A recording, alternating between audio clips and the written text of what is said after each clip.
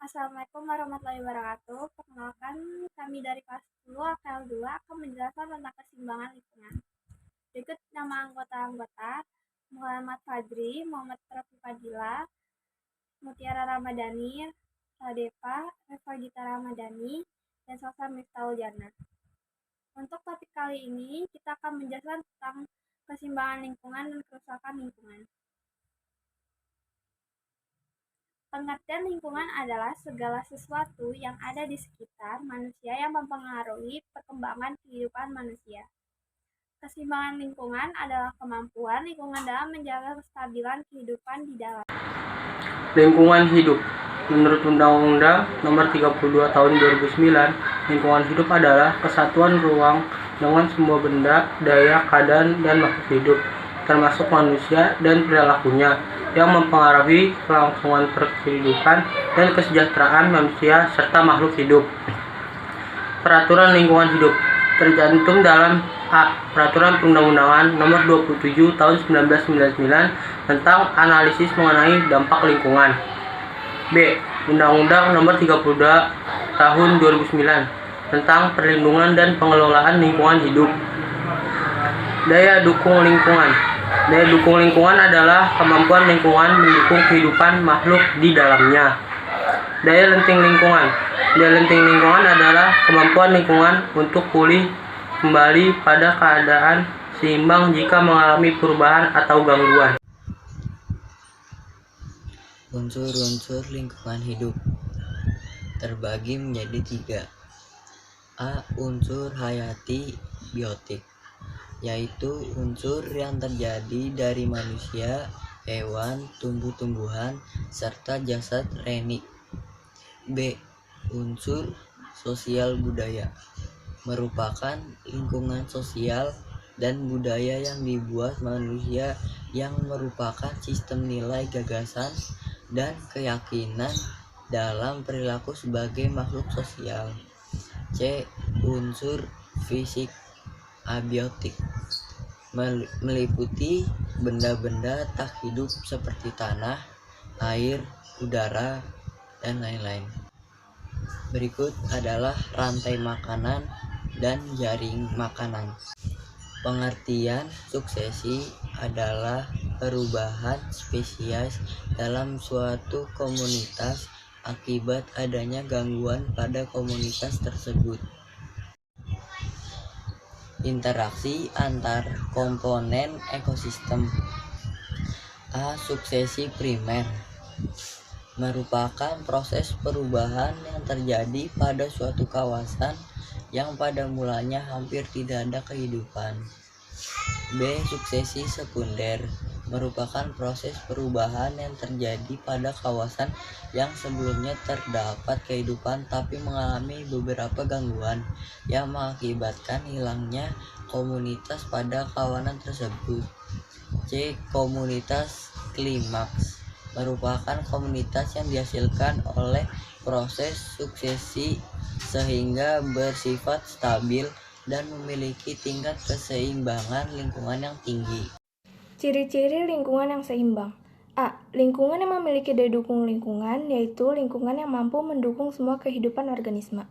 B. Lingkungan yang di dalamnya terdapat pola-pola interaksi meliputi arus energi, daur materi, rantai makanan, jaring-jaring makanan, piramida ekologi, daur biogeokimia, dan produktivitas.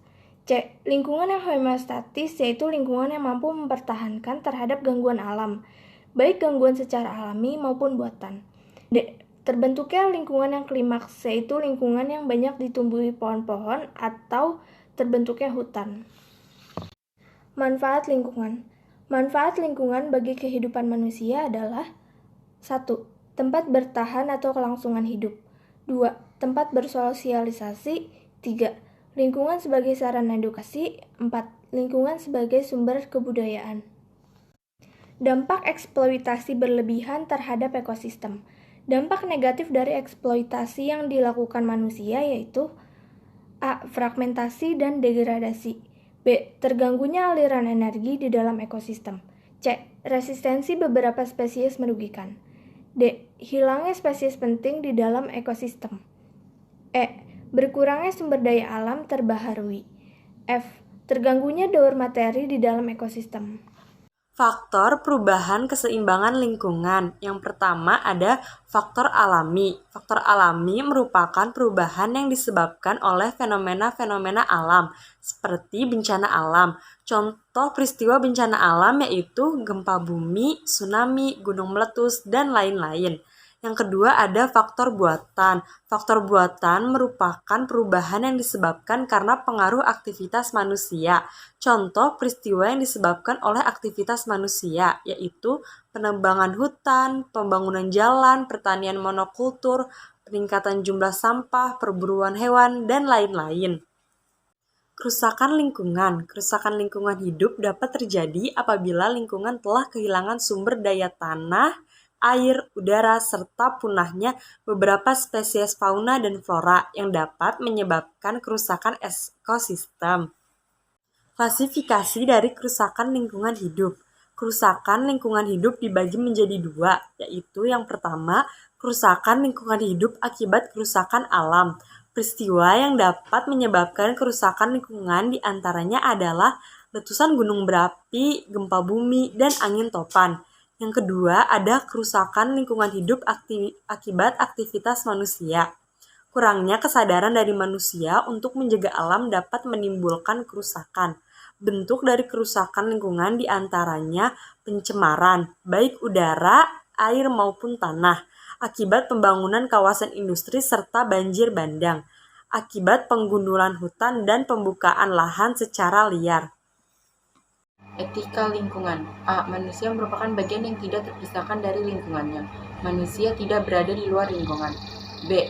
Lingkungan terdiri dari komponen biotik dan abiotik, sehingga kerusakan salah satu komponen akan mengakibatkan dampak negatif pada lingkungan.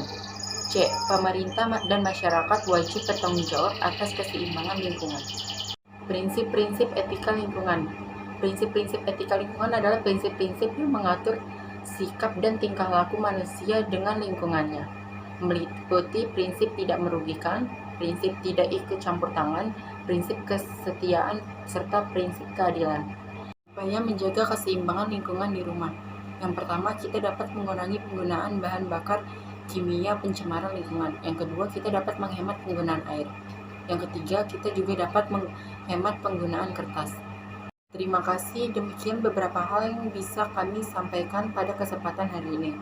Kami mohon maaf yang sebesar-besarnya apabila ada tutur kata yang kurang berkenan. Dengan ini presentasi kami tutup. Wassalamualaikum warahmatullahi wabarakatuh.